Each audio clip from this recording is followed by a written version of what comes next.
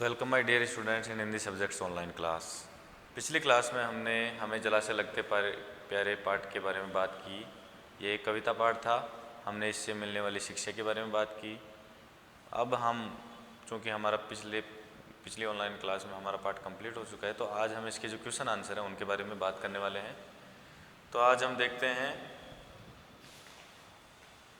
इसका पहला क्वेश्चन, सोचे और बताए, सुकाल का सेतु किसे बताया गया है। मैं आपको क्वेश्चन नंबर लगा करके उसका आंसर लिखूंगा सीधे। क्वेश्चन जो है वो आप अपने रीडर में से या फिर जो पीडीएफ मेरे द्वारा भेजी जाए आपको उसमें से देख करके लिख लेंगे। सुकाल का सेतु किसे बताया गया है, तो सुकाल का सेतु पोखर यानी कि छोटे तालाब, झीलों और तालाबों को, सुकाल का सेतु किसे बताया गया है, पोखर, झीलों और तालाबों को। क्वेश्चन नंबर जो फर्स्ट है अपना, उसका आंसर है पोखर, झीलों और तालाबों को सुकाल का सेतु बताया गया है। इसके बाद आप सेकंड जो क्वेश्चन है उसका आंसर लिखेंगे। हम कर रहे हैं सोचे और बताएं। शुरू में जो क्वेश्चन है आपके उसमें से सेकंड क्वेश्चन, धरती के अनुपम दानी किन किन को बताया गया है। तो कुएं, आपने पढ़ा होगा कूप, तो कूप का अर्थ होता है कुएं। कुएं, बावड़ी, कुंड आदि को। धरती के अनुपम दानी किसको बताया गया है, तो कुएं, बावड़ी, कुंड आदि को धरती के अनुपम दानी बताया गया है। अपना पानी कौन नहीं पीते हैं। अगला अपना है क्वेश्चन नंबर थर्ड, अपना पानी कौन नहीं पीते हैं। तो हमने पाठ जो पढ़ा है उसमें किसके बारे में पढ़ा है, जलाशय के बारे में। तो अपना पानी कौन नहीं पीते हैं, जलाशय नहीं पीते हैं। नोट डाउन कर लीजिए।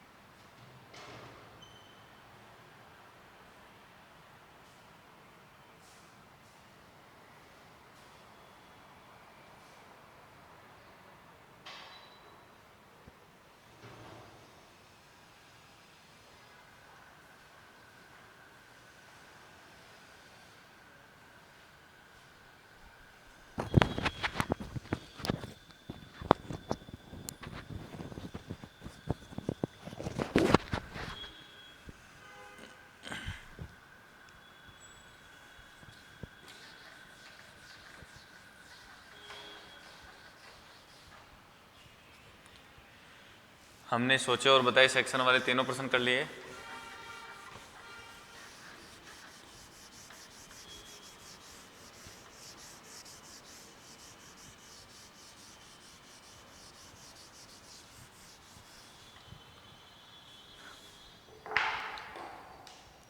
अब अगला जो क्वेश्चन है अपना वो है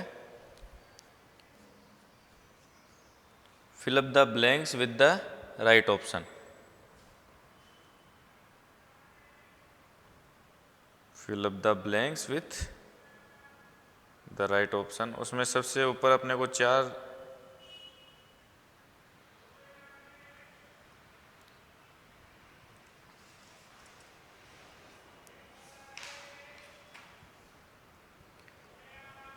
ऐसे शब्द दिए गए हैं जिनको अलग अलग जो नीचे खालिस्तान है उनमें अपने को भरना है। तो सबसे पहला जो है खालिस्तान, अमृत जल भर लाते। तो इसमें देखिए ऊपर 4 जो हैं उनमें से कौन सा आएगा? अमृत अमृत जल कौन भर करके लाते हैं? बताइए, आपने कविता में पढ़ा है ना? तो उसके अंदर अमृत जल कौन भर करके लाते हैं? बादल। तो पहला जो ऑप्शन है उसके अंदर क्या आएगा? बादल। सभी बच्चे नोट करते रहो साथ में। दूसरा है आपका पोखर, उसके बाद खालिस्तान, हो या ताल। अब ये चीज़ भी अपने को पाठ में से देखनी पड़ेगी।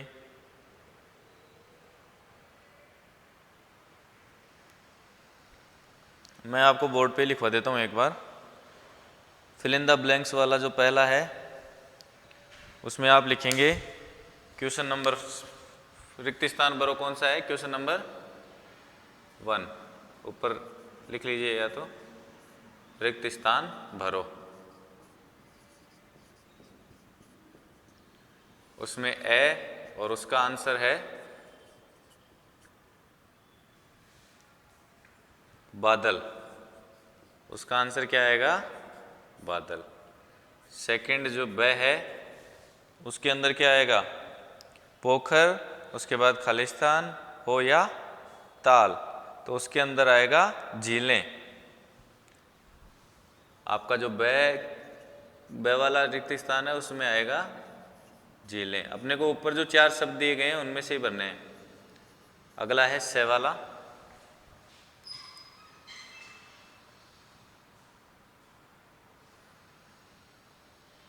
से वाले में आएगा जहां, फिर उसके बाद खालिस्तान, ये मिलते हैं। तो क्या मिलते हैं?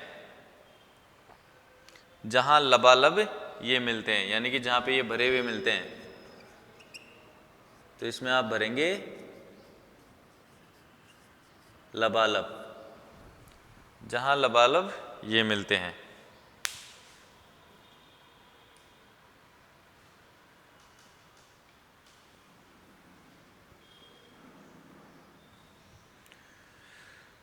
नोट डाउन कर लीजिए।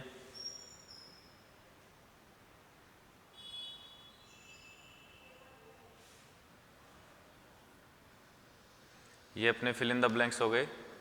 एक अपने पास और बच गया है, उसको मैं ऊपर लिख रहा हूं।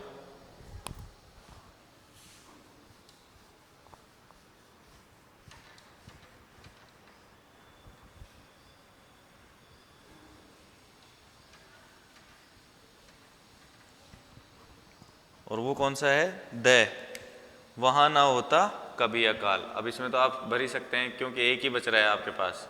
ऊपर जो 4 शब्द दिए हुए थे उनमें से केवल एक बच रहा है, तो वो कौन सा बच रहा है? अकाल। ये भर दिया। ये अपने फिल इन द ब्लैंक्स वाला क्वेश्चन कंप्लीट हो गया। नोट करिए इसको फटाफट।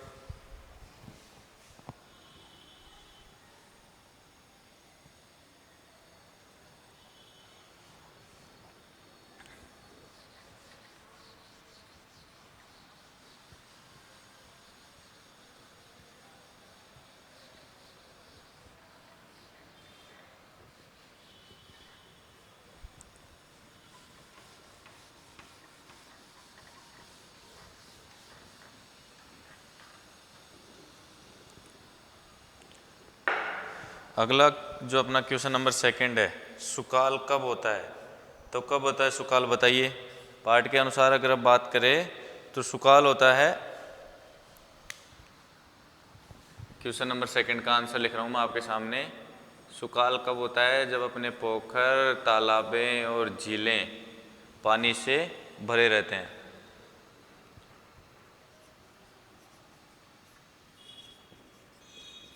जब हमारे पोखर, झीलें और तालाब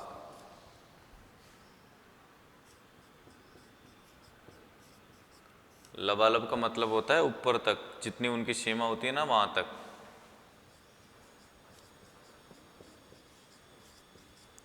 लबालब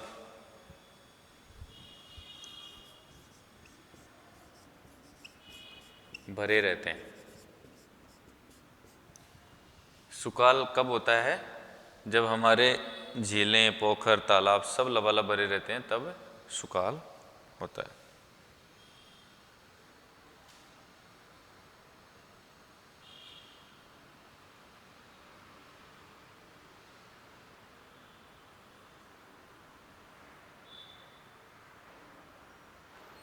ये क्वेश्चन नंबर 2 का आंसर हो गया।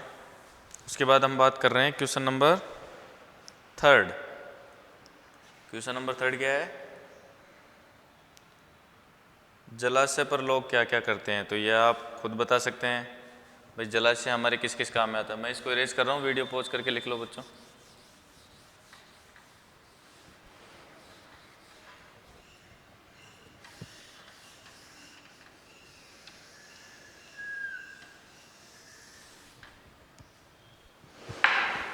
जलाशय पर लोग क्या क्या करते हैं?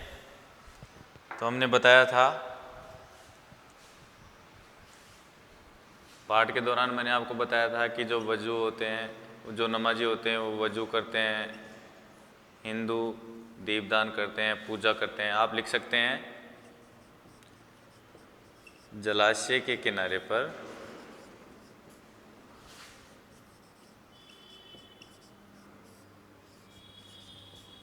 लोग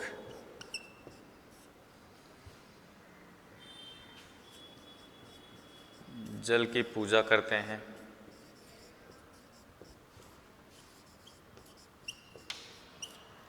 जल की पूजा करते हैं।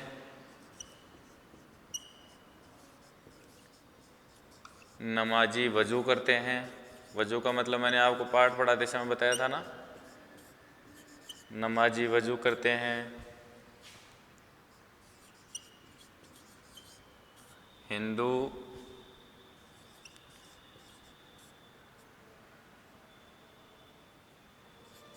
दीप जलाकर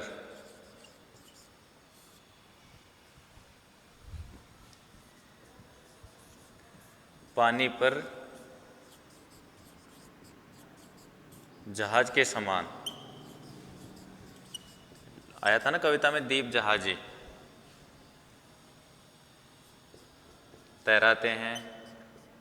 तो यह सब क्रियाएं करते हैं अपन जलाशय के किनारे पर। जलाशय के किनारे पर लोग जल की पूजा करते हैं, नमाजी वजू करते हैं, हिंदू दीप जलाकर, यहाँ एक अल्पविराम लगा लीजिए, हिंदू दीप जलाकर पानी पर जहाज के समान तैराते हैं।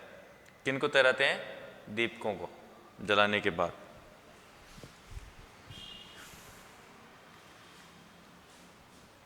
ये थर्ड क्वेश्चन हो गया ना।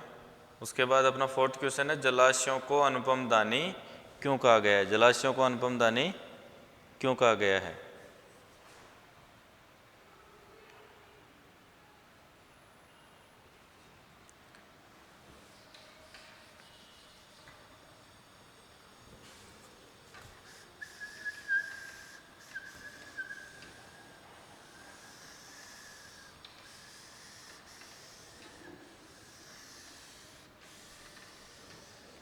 तो जलाशय को अनुपम दानी इसलिए कहा गया है क्योंकि यह अपने जल का स्वयं कभी उपयोग नहीं करते और यह सारा जल किसको दे देते हैं?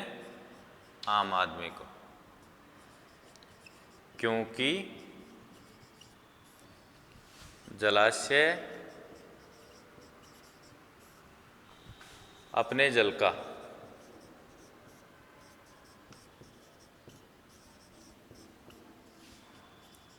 स्वयं उपयोग ना करके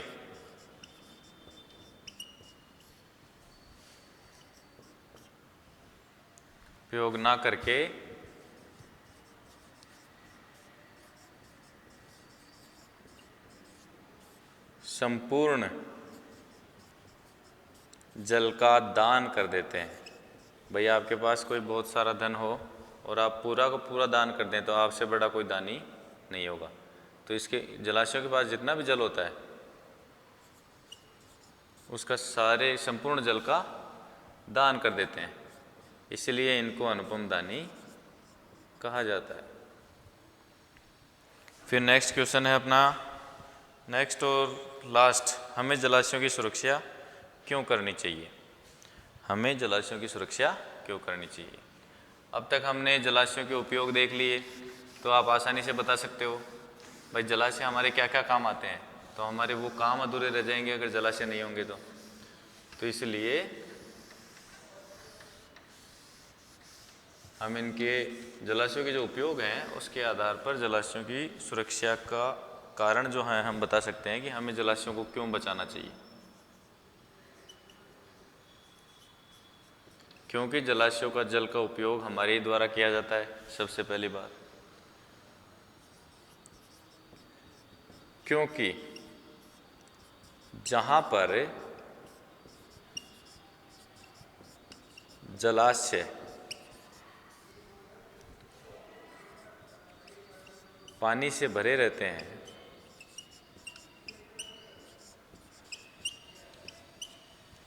क्योंकि जहां पर जलाशय पानी से भरे रहते हैं वहां कभी भी अकाल की स्थिति नहीं होती।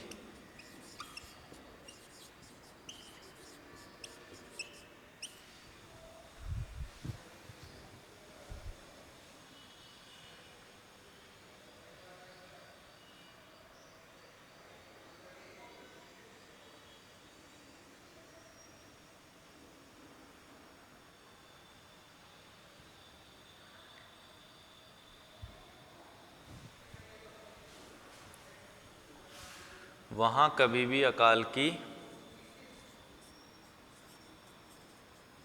स्थिति नहीं होती,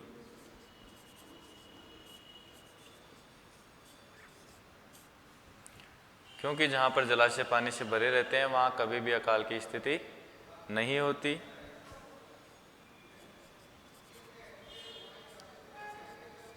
जहां पर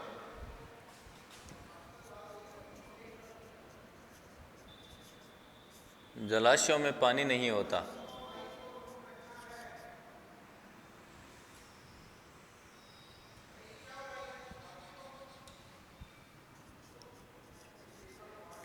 पानी नहीं होता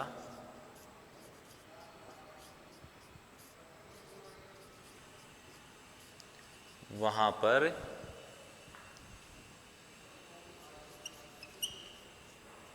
खुशियां नहीं होती। भाई जल की जहाँ कमी होगी वहाँ खुशियाँ कैसे हो सकती हैं? तो जहाँ पर जलाशय में पानी नहीं होता वहाँ पर खुशियाँ नहीं होती।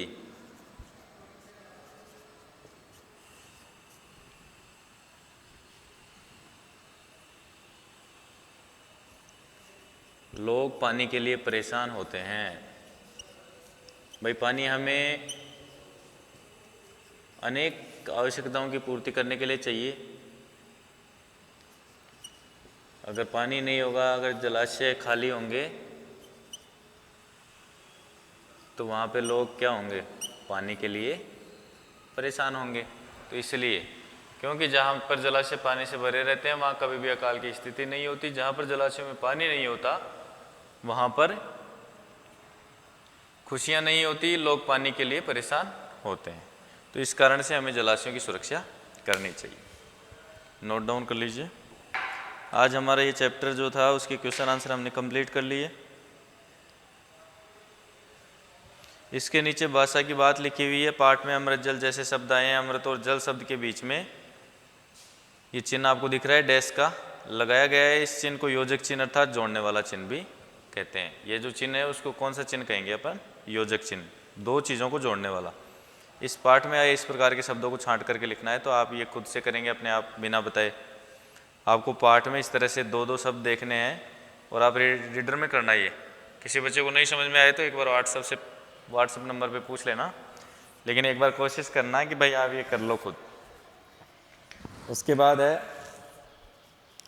अपनी परिवेश में उपलब्ध जल के स्रोतों की सूची बनाओ।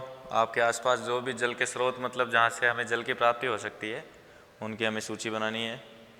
उनकी स्वच्छता का ध्यान रखना है, जल की बचत करनी है। जैसे मैंने आपको समझाया था कि हमें जो भी जलाशय हमारे आसपास हैं उनकी स्वच्छता की हमें जिम्मेदारी लेनी चाहिए और उनकी सफाई में ज़्यादा से ज़्यादा सहयोग करना चाहिए। जल के उपयोग क्या क्या हैं? अगर प्रकृति में जल नहीं रहेगा तो हमारे जीवन पर क्या प्रभाव पड़ेगा? आप बता सकते हैं। हमें पीने, खाने, नहाने, इन सब चीज़ों के लिए पानी की आवश्यकता होती है ना। अगर ये नहीं होगा तो हमारी पानी से संबंधित आवश्यकताएं पूरी नहीं होंगी और हमारा जीवन मुश्किल हो जाएगा। जल संरक्षण के उपाय क्या क्या हो सकते हैं? देखो, एक उपाय तो मैंने आपको बताया कि आप घर में वाटर हार्वेस्टिंग का एक सिस्टम आता है जिसमें बरसात का पानी इकट्ठा होता है। एक छोटे से अपने पौधनुमा संरचना घर पे बनाई जाती है अंडरग्राउंड, उसके अंदर आप सारा पानी इकट्ठा कर सकते हैं। तो इसी तरह से और भी जैसे आप उपाय करें, पेड़ बहुत ज़्यादा लगाएंगे, बरसात ज़्यादा होगी तो जलाशय में पानी ज़्यादा आएगा। या फिर आप जहाँ पे मतलब मिट्टी ऐसी है जहाँ कटाव ज़्यादा होता है वहाँ पेड़ लगाएंगे तो मिट्टी का कटाव रुकेगा। तो बहुत सी ऐसी चीज़ें हैं, मिट्टी का कटाव रुकेगा तो वो फिर जलाशय में भरेगा नहीं तो जलाशय गहरे रहेंगे और वहाँ ज़्यादा पानी आ पाएगा। तो इस तरह से हम जल संरक्षण के क्या क्या उपाय हम कर सकते हैं उसके बारे में बात कर सकते हैं। आगे है बड़ा बनने की कला करके आपको एक छोटा सा आगे पैराग्राफ दिख रहा होगा, तो हम उसको भी पढ़ लेते हैं। स्वामी रामतीर्थ संन्यास लेने के पूर्व तीर्थराम थे और लाहौर के एक विद्यालय में गणित के प्राध्यापक थे। इनका नाम स्वामी रामतीर्थ जो सन्यासी बने उससे पहले क्या थे, लाहौर के एक विद्यालय में गणित पढ़ाते थे। एक बार श्यामपट्ट पर उन्होंने एक रेखा खींच करके विद्यार्थियों से पूछा कि क्या कोई इस रेखा को बिना मिटाए छोटी कर सकता है। एक रेखा उन्होंने बोर्ड पे खींची और उन्होंने कहा कि कोई भी ऐसा विद्यार्थी है क्या जो इस रेखा को छोटी कर सके और इसको मिटाना भी नहीं है। कक्षा पूरी चुप रही। एक विद्यार्थी ने उठ करके उस रेखा के पास एक बड़ी रेखा खींच दी जिससे पहली रेखा अपने आप छोटी हो गई। जैसे मान लीजिए उस बच्चे ने किस तरह से छोटी की, कोई बच्चा था जिसने इस चीज़ को ध्यान से समझा और उसने क्या किया, जैसे मान लीजिए गुरुजी ने, तीर्थराम जी ने इस तरह से लाइन खींच दी और उन्होंने कहा कि इस लाइन को आपको मिटाना भी नहीं है और छोटी करो, तो उसने एक बड़ी रेखा यहाँ खींच दी। अब बताइए ये रेखा अपने आप छोटी हो गई ना? अगर हम इसकी और इसकी तुलना करेंगे तो ये रेखा छोटी हो गई। प्राध्यापक तीर्थराम बहुत प्रसन्न है और कहने लगा जीवन का भी यही रहस्य है।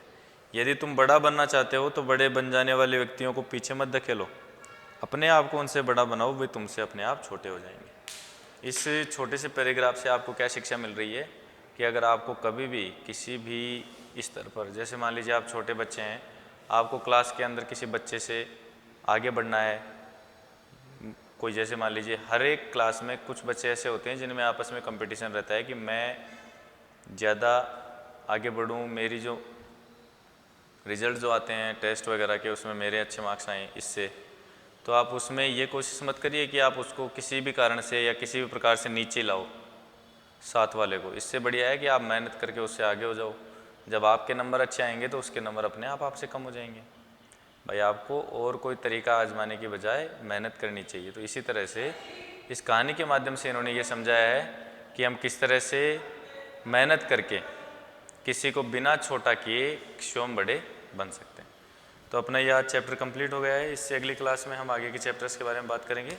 आज की क्लास में इतना ही। धन्यवाद।